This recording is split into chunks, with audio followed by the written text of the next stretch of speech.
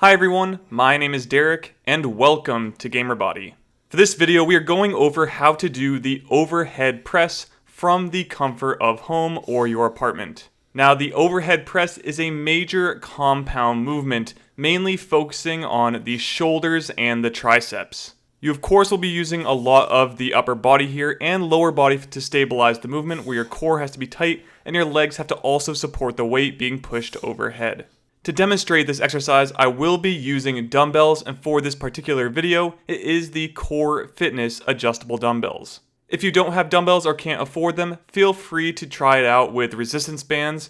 And in this video, I will show you a version of this with the U-Power resistance bands if you choose to go that route. Some additional equipment I will be using in other alternatives are the push-up bars as well as adjustable bench and chair, and I'll get to that at the end of this video. Alright, so let's take a look at how to do the overhead press. To start off, I want you to stand tall with your feet about shoulder width apart, facing forward and your knees slightly bent. Taking the dumbbells in each hand, bring them up to your shoulder height with your elbows out in front of your body at about a 45-degree angle. This will be your starting position. Before performing the movement, make sure that your feet are grounded with your core and glutes tight. Now begin by pressing the dumbbells up overhead until your arms are at full length. From here, lower the weights while under control until your elbows reach about a 90-degree angle. You can go lower than this if you have the proper range of motion, but just don't go all the way down because this will remove a lot of the tension from the exercise. So make sure that you are, again, keeping tension on the muscles, even if you decide to go past that 90 degrees. So that will consist of one rep. Complete as many reps as you have for your set or until failure. So when I do this exercise, I like to pretend that something really heavy is trying to fall down on top of me, and I have to catch it and then push it back in order to not be crushed by that object. This is just a fun way I think about it, so it can also make it, if you have a lighter weight, seem like a really heavy weight is pushing down. That way you activate the right muscles in the movement and really do the proper overhead press. So some things to watch out for. Make sure that your core and glutes stay tight throughout the entire exercise. You do not want these to become compromised in the lift, as you can definitely go and get lower back pain if you do this incorrectly and you have an anterior pelvic tilt, meaning that you have too much arc in your lower back. Also, make sure that your elbows are slightly in front of the body, again between 30 to 45 degrees in front of your shoulders. This way you avoid shoulder impingement, which is covered by many other YouTubers, but I want to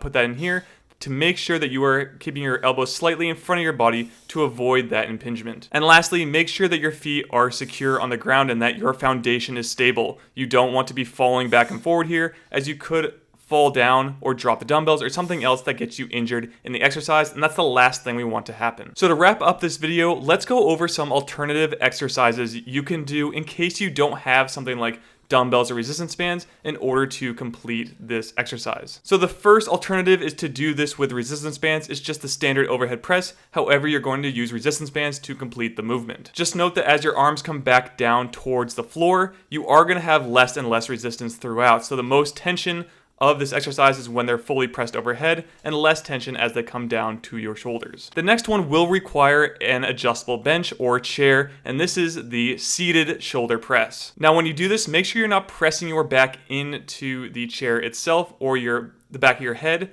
You want to actually be, again, using your shoulders to be doing the pressing movement.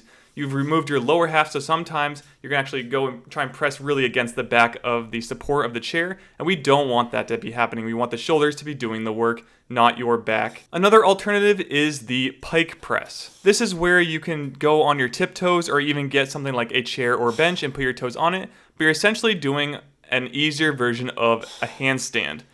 So again, you're going to get into position with your head facing towards the floor and your butt more up in the air. And you're going to be trying to press up using your shoulders to get up into position. Your upper chest may also be involved here a little bit, but just make sure that you're getting as high as you can with your butt in the air and face towards the floor so that you're pressing from the ground up towards the sky. And that is it on how to do the overhead press with some alternatives from the comfort of home or your apartment. If you did enjoy this how-to video, please like and subscribe to GamerBody for more videos just like this one. Now, please head over to GamerBody.com and go to the training section where you can see my personal program that I run from my small apartment, as well as any other training equipment and resources I am using to continue to learn and get better with my home fitness training. Alright, and that is it. So again, please like and subscribe, and I will see you all in the next video. Be fit and game on.